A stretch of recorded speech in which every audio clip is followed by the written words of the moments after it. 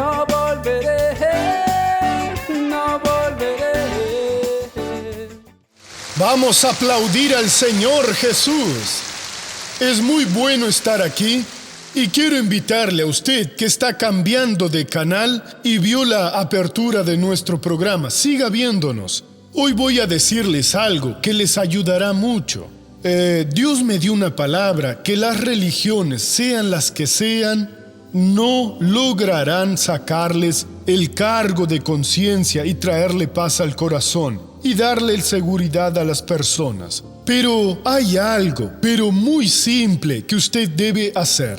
Y al hacer eso, usted logrará liberarse completamente de toda opresión que está sobre su vida, de aquella voz acusatoria que le atormenta de día y de noche y que no le deja sentir paz. Tal vez usted incluso esté deprimido, desesperado por eso que le está sucediendo. Quiero que vaya a Hebreos capítulo 9. Vamos a leer 11 versículos, pero solamente hablaré sobre uno, que es lo que nos interesa. Pero para que usted entienda mejor, el texto se refiere a los dos tabernáculos, el que había en el desierto con los hijos de Israel, y también el gran tabernáculo, que es el lugar santísimo, donde hoy tenemos entrada libre. Para que usted pueda entender mejor, vamos a leerlo, y cada versículo tiene un mensaje muy fuerte. Hebreos está en el final de la Biblia.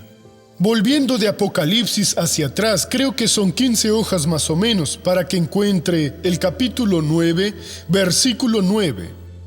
Está escrito de esta manera: ahora bien, aún el primer pacto tenía ordenanzas de culto y un santuario terrenal.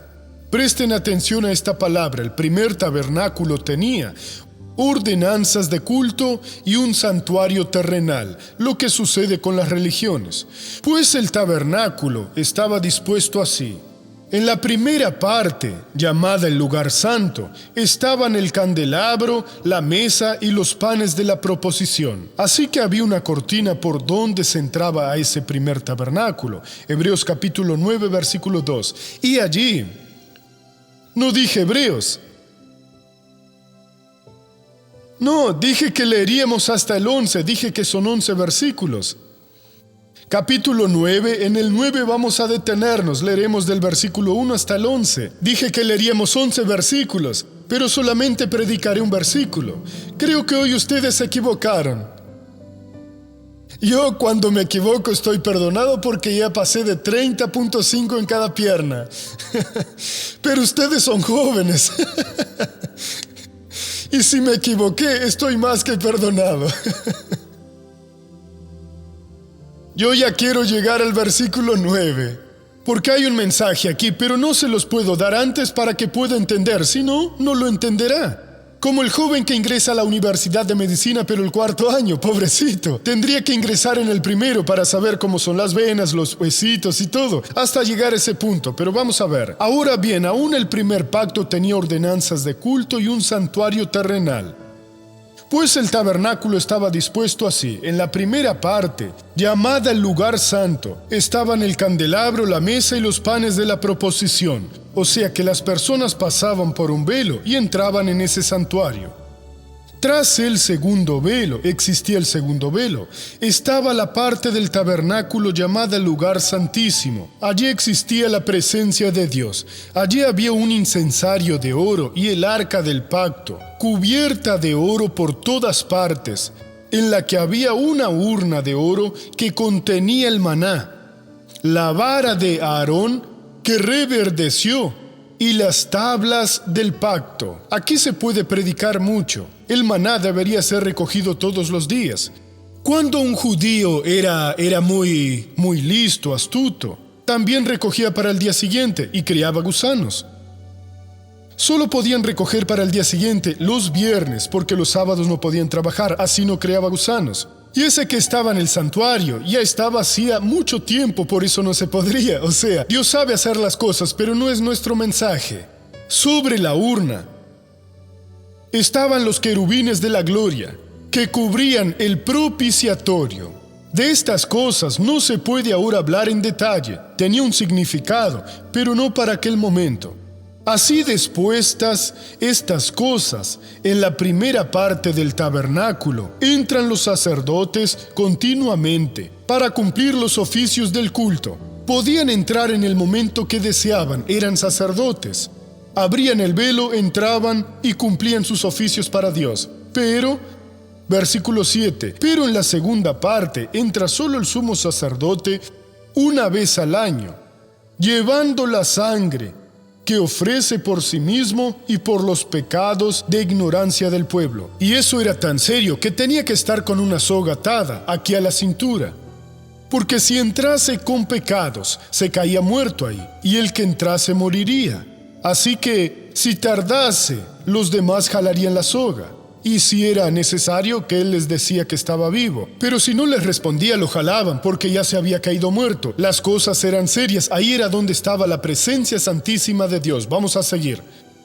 8. El Espíritu Santo da a entender con esto que aún no se había abierto el camino al lugar santísimo, entre tanto que la primera parte del tabernáculo estuviera en pie. O sea, no estaba abierto a todas las personas, solo para el sacerdote y una sola vez al año.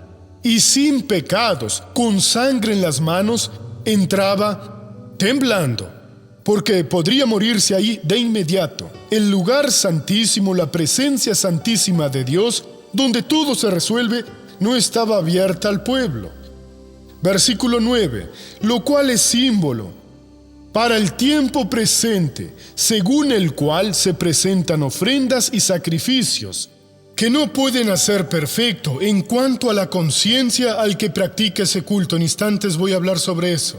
Ya que consiste solo de comidas y bebidas, de diversas purificaciones y ordenanzas acerca de la carne, impuestas hasta el tiempo de reformar las cosas.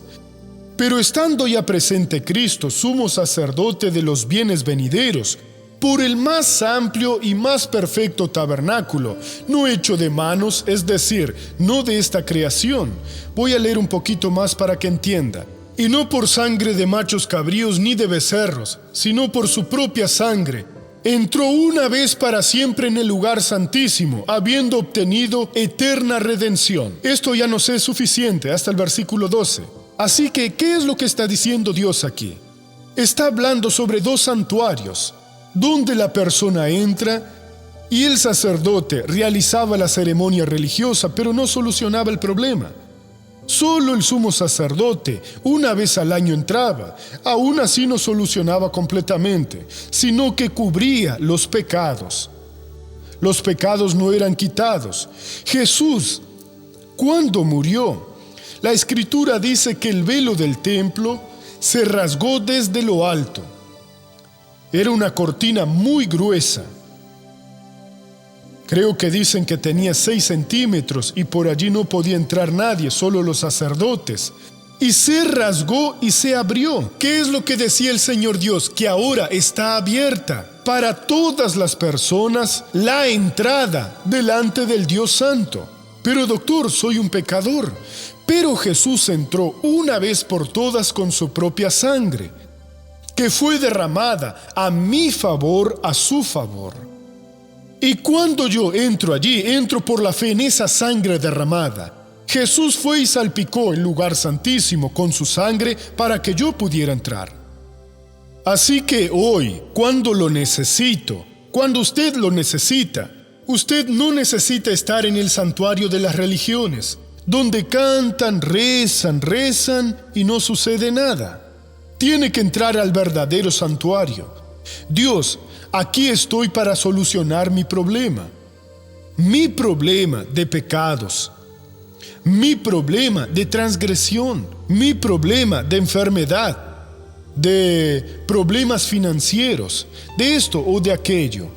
Y estoy en el nombre de Jesús, porque la sangre de Jesús ya fue derramada y me abrió esa puerta, o sea, y ahora vengo a decidir una situación. Usted no necesita pedirle a Dios, haz algo nuevo, no. Vengo a buscar el derecho que yo tengo, que recibí por la sangre de Jesús y que me abrió esa puerta. Ahora quiero solucionar el problema, Señor. Hermano, fíjese que es algo bonito. Aquí en el versículo 9 dice que esas cosas del santuario, del primer tabernáculo, es símbolo, una parábola, un ejemplo. ¿Para qué? Para el tiempo presente, para el momento que estamos viviendo, el cual se presentan ofrendas y sacrificios, digamos que son los santuarios de las religiones, donde la persona se pone a hablar, confesar, llorar, rezar, a pedir ayuda y nada sucede, que no puede ser perfecto en cuanto a la conciencia al que practica ese culto. No hay ninguna forma, en cualquier religión. Entra, habla, pero sale de la misma forma, con el mismo peso, con la tentación, con la fuerza. No hay una solución. No logro dejar las drogas, no logro dejar de prostituirme, de adulterar o de hacer eso. Yo nací con defecto, esa es mi vida. No, ahora para nosotros no lo es. Señor, el diablo me ha usado en la deshonestidad, en la prostitución, en las cosas malas. Pero Señor, ahora entro a tu santuario, no al primero, sino al verdadero, al segundo, que está en los cielos. Ahora yo vengo porque me está abierto por la sangre de Jesús, que está esparcida en tu santuario. Yo vengo a solucionar mi problema. He sido esto y esto, pero ya no lo quiero. Ahora quiero reivindicar tu poder, porque en el primer santuario, en el santuario de los hombres, no se soluciona el problema, pero en tu verdadero santuario sí se soluciona. Y tú, Señor, arrancarás de mi naturaleza esa debilidad que tengo. Vas a arrancar de mi personalidad ese defecto. Señor, ahora me vas a hacer como tu hijo. Yo quiero salir de aquí hoy liberado. Hermano, eso es lo que está diciendo la Biblia. El santuario de las religiones solamente lo ayudan a llorar y a seguir acordándose de su pecado. En el santuario del Señor Dios, en el lugar santísimo, ¿dónde está el Señor Dios? Usted entra con confianza, porque hoy lo voy a solucionar. Si hasta hoy yo fui una mujer de otros hombres, yo fui eso, hombres de otras mujeres, fui esto y aquello, no voy a ponerme a contar pecados. Hoy quiero solucionar mi problema, Padre. Estas manos que están sucias serán purificadas. Estos ojos que nada más ven cosas malas serán santificados. Estos oídos a los que les gustan las malas historias ahora pasarán por una transformación. Señor, estoy aquí por la sangre del Señor Jesús, porque Él entró en tu presencia de una vez por todas para solucionar mis problemas. No trajo sangre de cabrio, de gallina, de esto, de lo otro. Trajo su propia sangre, y por esa sangre yo tengo derecho a mi purificación. No pido una obra nueva, te pido la obra que se hizo hace 2000 años en el Calvario, donde yo fui completamente liberado, y ahora terminó la acción del demonio en mi vida, del demonio de la deshonestidad, del demonio de la prostitución, del demonio de la mentira, del demonio que sea. Seré lleno de tu espíritu y saldré de aquí con una bendición en el nombre de Jesús. Aprovecha, hermano. Es el mensaje que Dios le está enviando para solucionar su problema. Deje de tener una conciencia acusatoria que de día y de noche le está atormentando. Deje de hacer esas cosas que le avergüenzan. Ahora acepte la bendición y usted será una bendición. ¿Amén? Vamos a la novela de la vida real.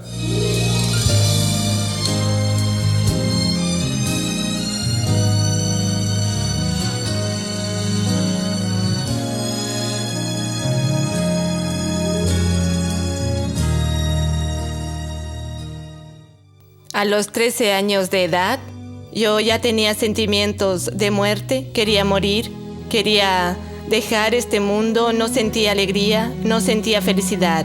A los 13 años también empecé a fumar cigarrillos, a los 14 años empecé a consumir cosas más fuertes, empecé a fumar marihuana, a tomar cerveza y cada día sufría más. Cada día buscaba la felicidad en la bebida, buscaba la felicidad en el vicio, pero no la encontraba. Varias veces la encontré escribiendo hojas y hojas con pensamientos suicidas, que no era feliz, que nadie la quería.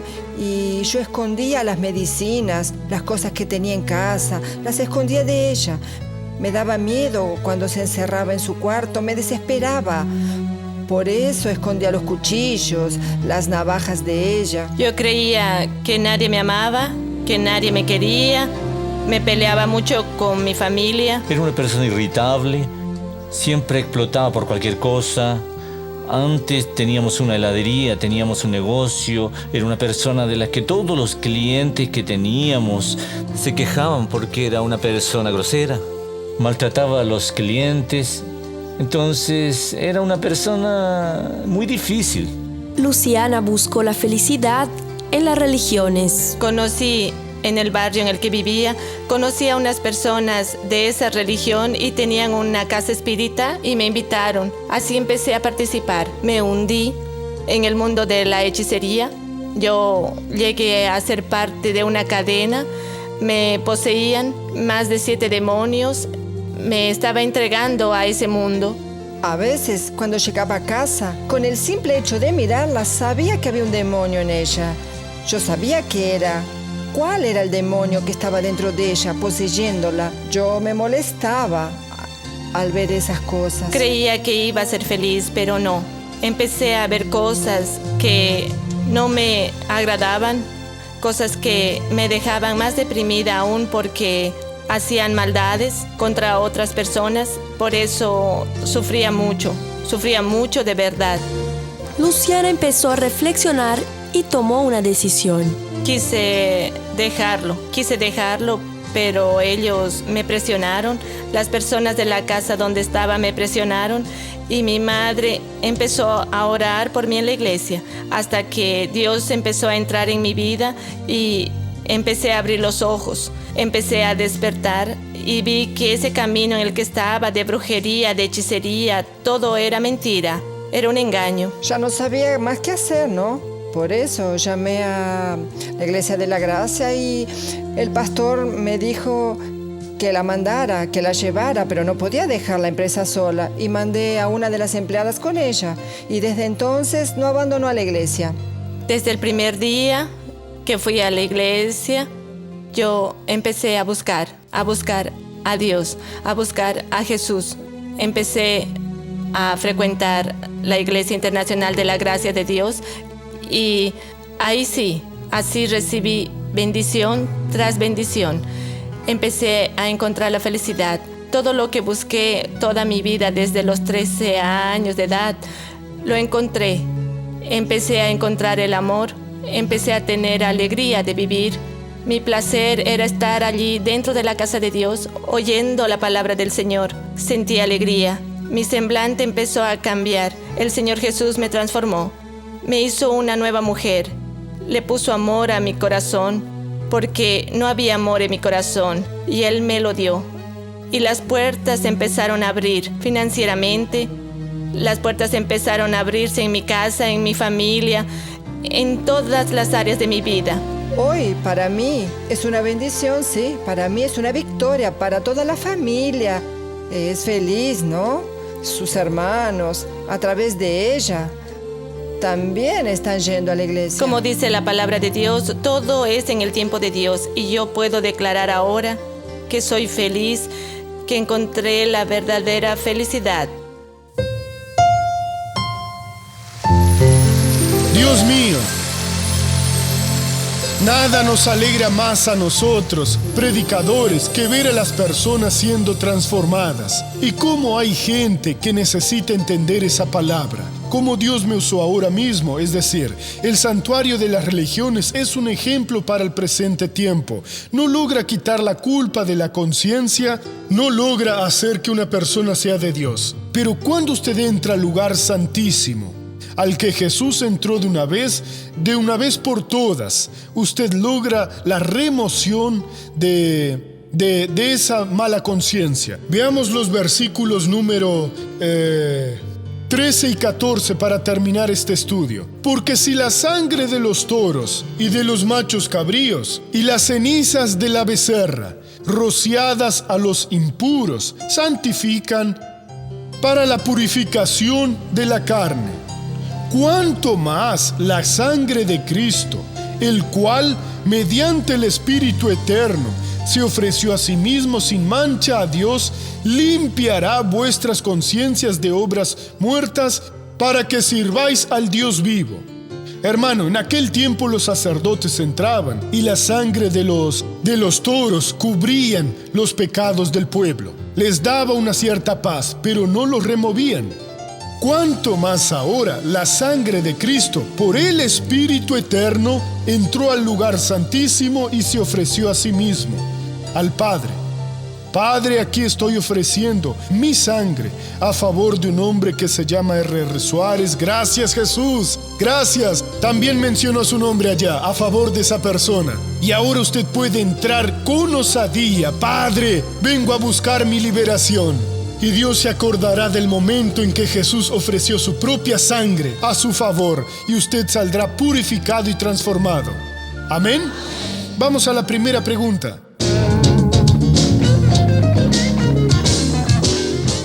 ¿Nuestros sueños tienen relación con Dios o con el diablo?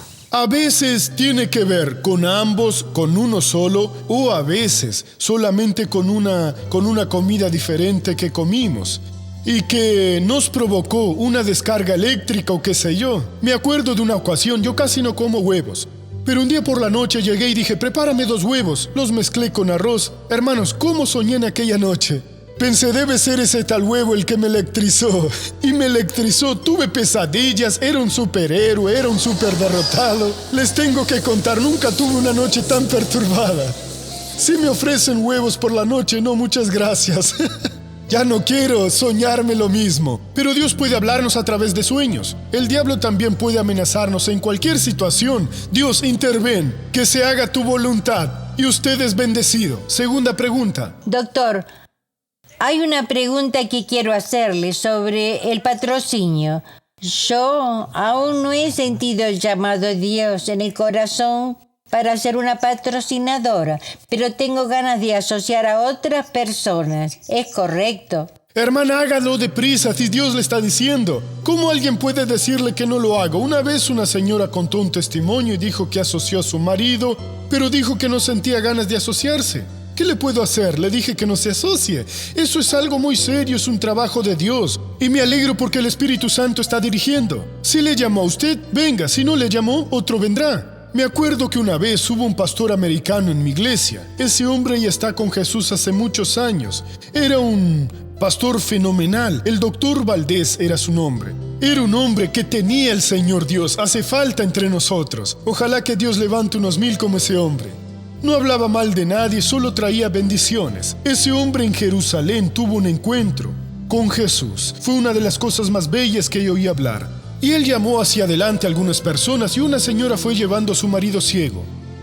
Y el doctor Valdés lo miró. Se nota que una persona es ciega porque camina de esa forma. El doctor Valdés le dijo, señor, usted tiene un problema en sus riñones. Es verdad. Y señalaba a su marido. Y Dios está diciendo que ahora le está curando. Pero usted también tiene un problema en otro lugar. Es verdad.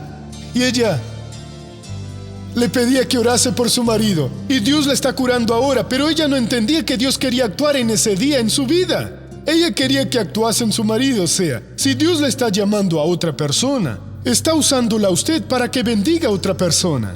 El día que le llame usted acepta, pero si no la llama Jesús, a mí no me llamaste, tenías otro propósito. O sea, si no la llamó, amén. No lo llamó para ayudar a nadie, no lo haga. A veces su hijo está desempleado y Dios le llama. No, Dios, no puedo. Él es el que le da la semilla al que siembra. Si es su empresa, no lo sé. Deje que el Espíritu de Dios le hable en vez de que yo le hable.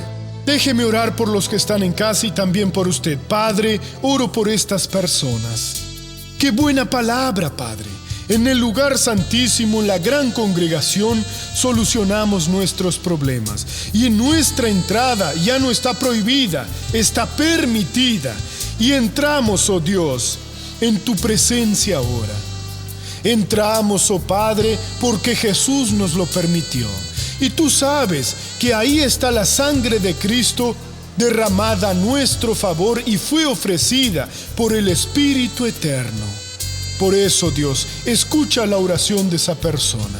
Ya no desea más el error, el fracaso, la derrota, sino que quiere, Dios, salir victoriosa de la batalla del día a día. En tu nombre, yo bendigo a todas estas personas y ordeno mal, sal de esa vida. Sal con tu sufrimiento y tu mal en el nombre de Jesús. Y digan, gracias. No volveré.